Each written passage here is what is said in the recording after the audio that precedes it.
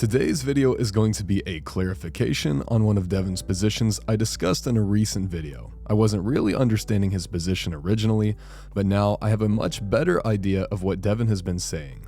So to give a bit of context, in case you guys haven't heard about this yet, DEVON LARRATT has been recently talking about the practice footage that was leaked between Revaz and Lavon for the last couple of days. And Devon has been talking about this footage as if it were really good evidence that he is going to win against Lavon in the upcoming match on the 20th. The issue is that apparently this footage is like a year and a half old, so a lot of people, including myself, were trying to figure out how this year and a half old footage could possibly have any relevance to the upcoming match. Not only is it already difficult to gather much usable data from a practice poll, but the practice poll is not even recent. So initially I was thinking that this didn't make a ton of sense, but several of you commented on that video and clarified what you think Devon's position is. The fact that the video is from over a year ago is actually the whole point of why this is supposed to be such good evidence for a Devon victory. The idea is that if Lavon, before his wrist injury, was already losing to Revaz, the current Lavon that had to recover from a wrist injury would lose even worse to that same version of Revaz. Most people would consider today's Devon to be the favorite against any version of Revaz in a 6-round super match. Therefore, this footage of Revaz beating Lavon can be used as evidence for a Devon victory despite its age. So first off, I will say that this at least makes a lot more sense than anything I was coming up with in my latest video.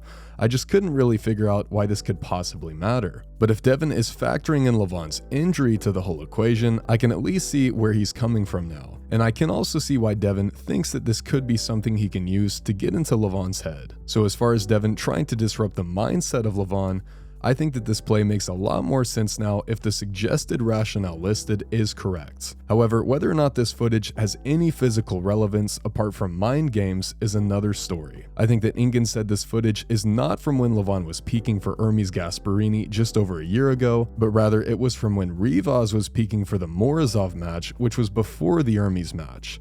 So Lavon may have not actually been trying to peak at all for his upcoming match, and on top of that, he could even have been purposely allowing Revaz into his desired lane. If Revaz is about to go into a super match, the last thing he wants to do right before the match is get ripped open and try to pull outside his ideal lane.